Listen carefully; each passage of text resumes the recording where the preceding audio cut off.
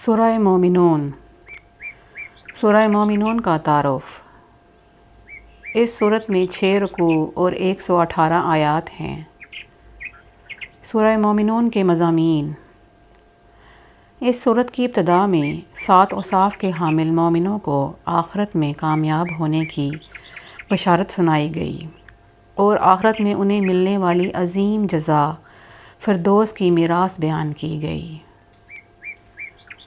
اللہ تعالیٰ کے وجود، اس کی وحدانیت اور قدرت پر انسان کی مختلف مراحل میں تخلیق، آسمانوں کو کسی سابقہ مثال کے بغیر پیدا کرنے، باغات اور نباتات کی نشو و نما کے لیے آسمان کی طرف سے پانی نازل کرنے، انسان کے لیے مختلف منافع والے جانور پیدا کرنے اور سامان کی نقل و حمل اور سواری کے لیے کشتیوں کو انسان کے تابع کرنے کے ساتھ استدلال کیا گیا ہے۔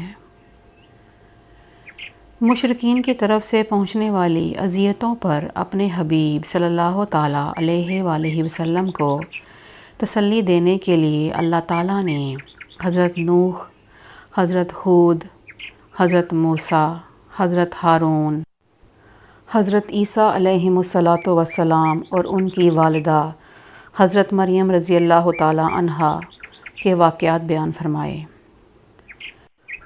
دین اسلام قبول کرنے سے تکبر کرنے پر نیز اللہ تعالیٰ کے حبیب صلی اللہ تعالیٰ علیہ وآلہ وسلم کی طرف جنون اور جادوگر ہونے وغیرہ کی نسبت کرنے پر اور سید المرسلین صلی اللہ تعالیٰ علیہ وآلہ وسلم کی رسالت پر ایمان نہ لانے کی وجہ سے کفار مکہ کو سرزنش کی گئی اور عذاب کی وعید سنائی گئی اور انہیں قیامت کے دن پہنچنے والے عذاب اور سختی کی خبر دی گئی اور ان کے سامنے مرنے کے بعد دوبارہ زندہ کیے جانے پر مختلف دلائل پیش کیے گئے۔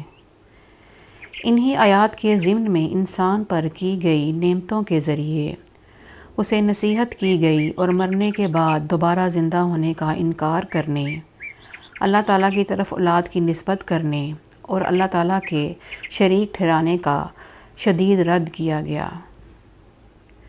حساب کے وقت کی شدتیں اور ہولناکیاں بیان کی گئیں۔ قیامت کے دن لوگوں کو سعادت مند اور بدبخت 2 گروہوں میں تقسیم کر دیے جانے کا ذکر کیا گیا۔ اس دن نسب کے فائدہ مند نہ ہونے کو بیان کیا گیا اور کفار کی دنیا کی طرف لوٹ جانے اور نیک اعمال بجا لانے کی تمنا بیان کی گئی۔ مسلمانوں پر ہنسنے اور ان کا مذاق اڑانے پر کفار کو سرزنش کی گئی اور ان سے دنیا میں ٹھہرنے کی مدت کے بارے میں سوال کیا گیا۔ بتوں کی پوجا کرنے والوں کے خسارے اور نیک اعمال کرنے والے اہل ایمان کی نجات اور ان پر اللہ تعالیٰ کی رحمت و مغفرت کا ذکر کیا گیا۔